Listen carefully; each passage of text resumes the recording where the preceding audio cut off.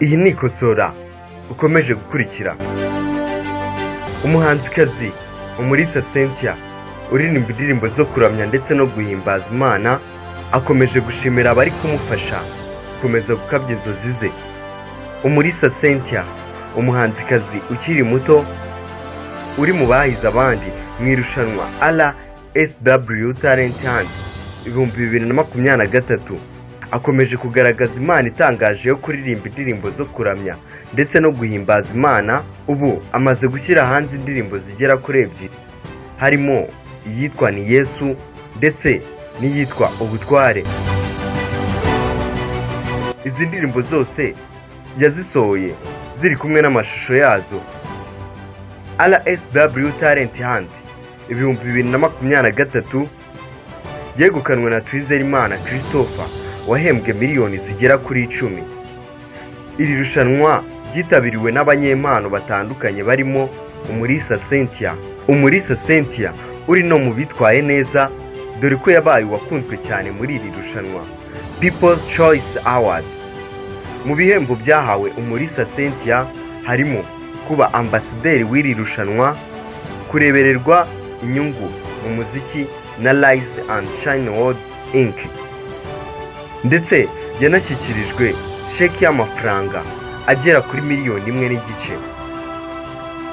Nyuma y'uko iri rushanwa rirangiye, uyu mukobwa w'Imana itangaje yamaze kwinjira mu muziki by'umwihariko mu buryo bweruye, ashyira hanze indirimbo ye ya mbere yise ni Yesu. Indirimbo yayikoze abifashijwemo na The Jam Global Music ikorana bya hafi na kampani itegura irushanwa RSW Talent Hunt. Ni Yesu, iyi ndirimbo yayanditse akuye inganzo muri Bibiliya mu gitabo cya Yohana ibice 3 umurongo wa 16 havuga ngo kuko Imana yakunze abari mu isi cyane byatumye itanga umwana wayo w'ikinege kugira ngo umwizera wese utarimbuka ahubwo ahabwe ubugingo buhoraho. Muri iyi ndirimbo aririmbamo ko Yesu ari we wo gushimwa kuko yamukunze urukundo rutangaje. Ati ni Yesu washunguye nta kiguzi ntanze. Avugamo impamvu 7 kandi zimutera gushima Imana. Impamvu ya mbere akaba ari uko ngo yakiraniwe, Yesu aramubabarira. Iya kabiri nuko amukiza indwara ze zose. Iyi ndirimbo ye ya mbere yakiriwe n'umubare mwinshi w'abantu batuye hirya no hino ku isi. Ibi byamuteye imbaraga ndetse ubwe yivugiye ko kubera urukundo abantu bakomeje kumugaragariza agiye gukomeza gukora indirimbo zizafasha buri muntu wese kugira icyo yunguka kugira ngo yakire Yesu Kristo nk'umukiza mu buzima bwe, kuko ari iby'agaciro nk'uko yabigarutseho mu ndirimbo ye ya mbere yise ni Yesu. Nyuma yaho gato nibwo yahise ashyira hanze indirimbo ye ya kabiri yise ubutware, aho agaruka ku butware bw'Uwiteka Imana ishobora byose.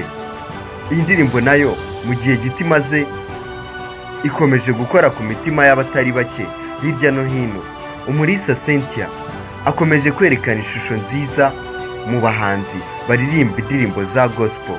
Umulisa Cynthia nk'umuhanzi utanga icyizere kigaragarira buri wese, ubu arasaba abakurikirana ibihangano bye gukomeza kubihererekanya kugira ngo ubutumwa bwiza bukomeze gutambuka.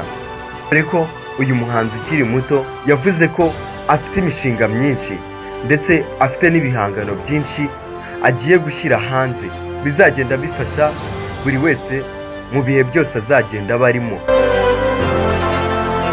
Iyi ni ikosora, mwari kumwe na Uzimale Efeste.